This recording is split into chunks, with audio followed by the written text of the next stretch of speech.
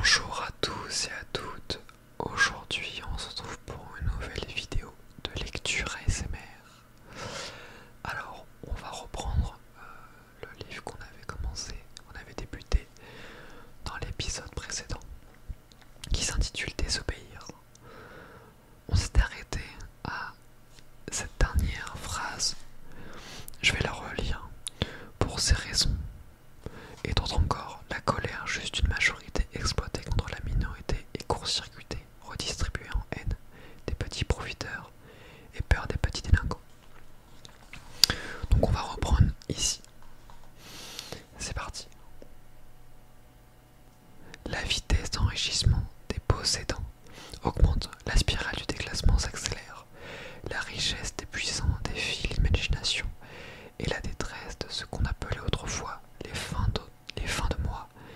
Mais aujourd'hui, ce sont les 10, les 20 ans à venir qui sont opérés. N'est pas représentable dans les autres classes qui ne sursautent que devant les variations de leurs profits immenses. Parler d'injustice est devenu obsolète. Nous sommes à l'âge de l'indécence. Les rémunérations des dirigeants de grandes entreprises, les salaires des sportifs ultra médiatisés, les émulements des artistes sont devenus obscènes. Les inégalités sont parvenues au point où seule l'hypothèse de deux humanités pourrait les justifier. La deuxième, intolérable de notre monde actuel, c'est la dégradation progressive de notre environnement. L'air, les sols et ses produits, la végétation, tout est pollué, encrassé jusqu'à la suffocation. La nature, pourtant, depuis toujours définie par sa capacité de renouvellement, de répétition du même. On disait les productions culturelles s'usent, vieillissent et meurent. La nature, au contraire, est un printemps essentiel. Tout, chaque fois recommence.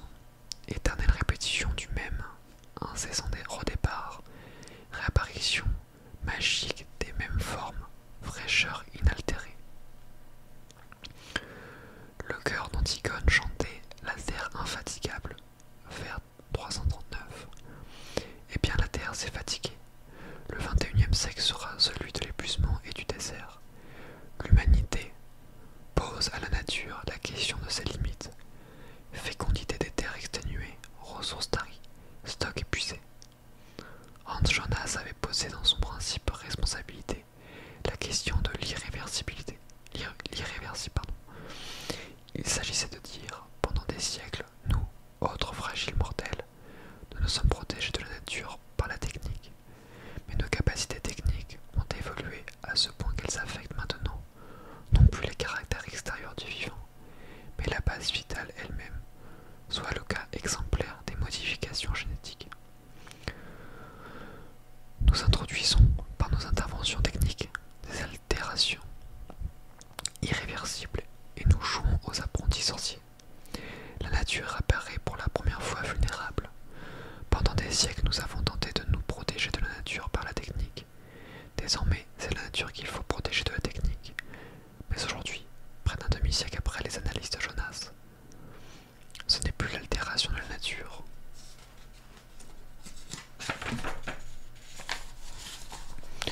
Qu'il est question, mais de sa suffocation. Les conditions du renouvellement des espèces vivantes et des ressources naturelles ne sont plus rassemblées. Le cycle de la renaissance est brisé.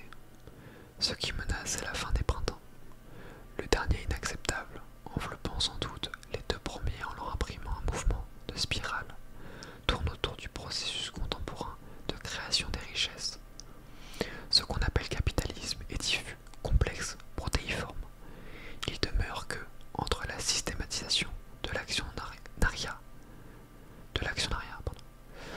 l'importance de la spéculation financière, le principe généralisé de l'endettement et les accélérations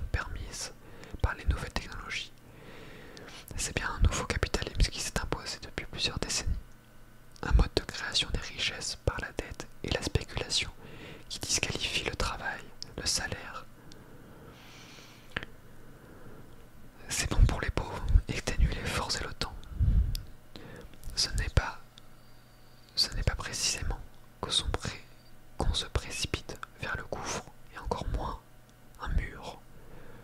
Le gouffre même, l'enrichissement se fait au détriment de l'humanité à venir. Ce monde avec ses inégalités abyssales, l'effondrement de ses assises naturelles, sa course en avant suicidaire, ce monde que nous laissons comme un legs nauséabond aux générations futures, c'est le nôtre. Et quand je dis notre, ce n'est pas seulement pour dire aujourd'hui par rapport à hier, je dis notre pour dire le monde que nous avons construit, dont nous acceptons qu'il s'édifie depuis plusieurs décennies. Déjà, le monde en tout cas que nous laisserons à ceux qui viendront après nous. Ils nous trouveront d'un égoïsme dément, d'une irresponsabilité mortelle. Et pourquoi n'avoir rien dit? Pourquoi, devant l'imminence de la catastrophe, restons-nous encore aujourd'hui à ce point les bras ballants et les yeux? Je ne dis pas je ne dis même résigné, mais cherchant à regarder ailleurs. Pourquoi avons-nous laissé faire? Pourquoi nous être comportés en spectateurs du désastre? Ce livre pose la question de la désobéissance, à partir de celle de l'obéissance, parce que la désobéissance, face à l'absurdité, à l'irrationalité du monde comme il va, c'est l'évidence. Il exige peu d'explications. Pourquoi désobéir? Il suffit d'ouvrir les yeux. La désobéissance est même à ce point justifiée, normalement, que ce qui choque, c'est l'absence de réaction, la passivité. Pourquoi obéissons-nous et surtout, comment obéissons-nous? Nous avons besoin d'une stylistique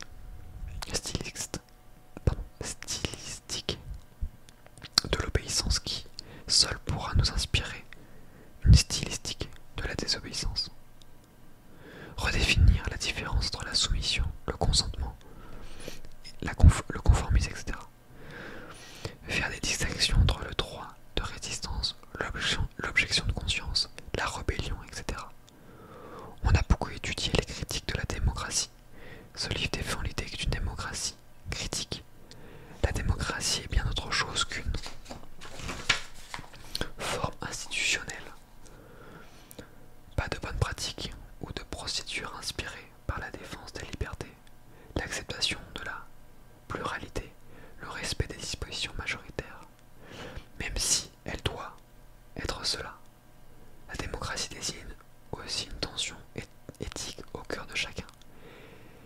L'exigence de réinterroger la politique, l'action publique, le cours du monde, à partir d'un soi politique qui contient un principe de justice universelle et n'est surtout pas la simple image publique de soi par opposition au moi moderne.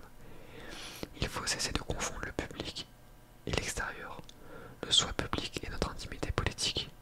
Il est en nous, puissance de jugement, capacité de penser, faculté critique. C'est depuis ce point en nous que sourd le refus des évidences consensuelles, des conformismes sociaux du prêt-à-penser. Cette ressource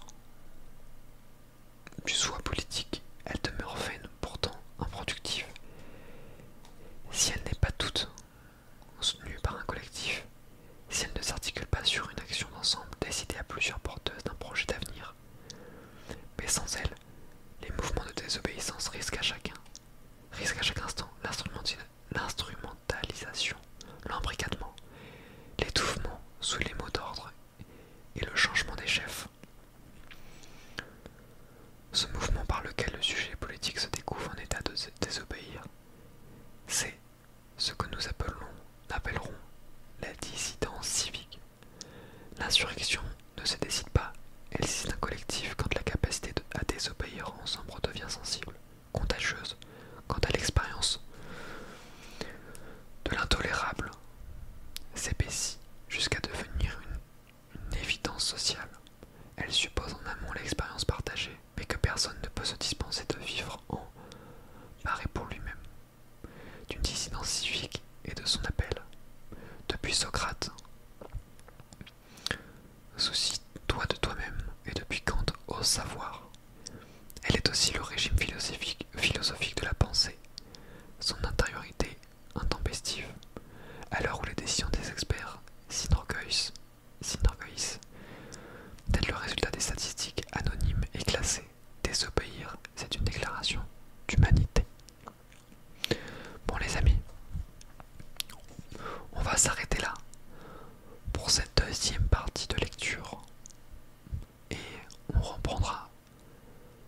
dans un nouvel épisode, la suite de Désobéir. Merci d'avoir regardé la vidéo. Je vous souhaite de passer une agréable nuit. Et n'oubliez pas de vous abonner